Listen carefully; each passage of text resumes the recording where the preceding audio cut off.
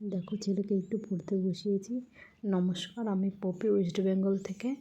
আর আজকে হচ্ছে বৃহস্পতিবার। আমার একটি মিনি ব্লগে তোমাদের সকলকে স্বাগত জানাই। এই যে দেখো, আমি আমার ছেলেটাকে পড়তে বসিয়েছিলাম। এটা কালকে বিকেলে আমি মার্কেট থেকে এসে দোকানে নাইটি দিয়ে এসে তারপরে ছেলেকে পড়তে বসিয়েছিলাম। দিয়ে ছেলে তো প্রথম পড়তে চাইছিল না, ও প্রত্যেক দিন ওরকমই করে, একদমই পড়তে চায় না। তারপরে একটু বসালে আবার তখন আবার একটু মনটা লাগে। এখনও তো সবে ধরো, ও তো পেন্সিলটাও ঠিক করে ধরতে পারে না। এখন ওকে শেখানো পর্ব চলছে। দিয়ে তাও যখন প্রথম পড়তে চায় না, তারপরে যখন একটু জোর করে নিয়ে বসাই, একটা দুটো লেখায়, তখন আবার একটু মনটা বসে, তখন আবার একটুখানি পড়ে।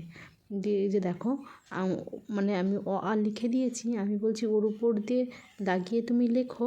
সেটা এখনও বুঝতে পারছে না, এখন অতটা বোঝে না তো।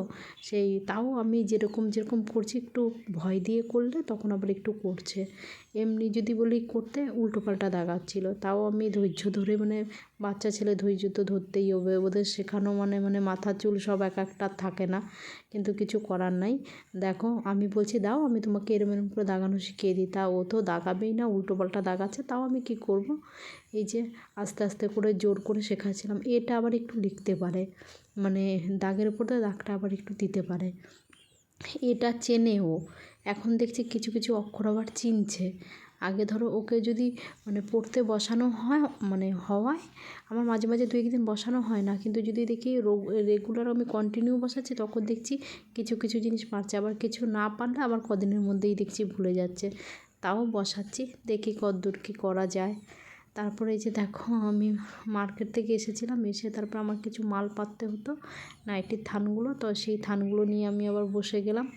দিয়ে এইটা কম রেটের মাল আছে, এগুলো সব পিওর কটনের মাল আছে। এই যে পেতে আমি ভাবছি যে এইটা পেতে ফেলি, পেতে এবার কারিগরের কাছে, আমার ঘরে মাল আর কাটা নাই, কারিগর আসলে আমি তখন আর মাল দিতে পারবো না সেলাই করতে। তার জন্য আমি তাড়াতাড়ি করে ভাবলাম কি, যে মাল আর কি কাটিং করে কিছু রাখি, কারিগর আসলে তাদের দেওয়া যাবে।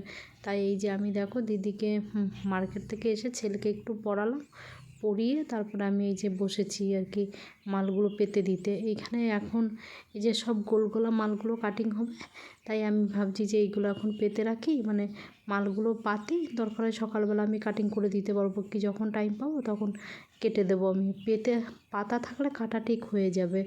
এবার তার জন্য আমি তড়িঘড়ি করে আবার অল্প কিছু মালই পেতেছিলাম, দিয়ে বসলাম পাততে। দিয়ে তারপর আবার দিদির সাথে, দিদি এই গল্প করছিল ওই গল্প করছিল, দিদির সাথে একটু গল্প করছিলাম।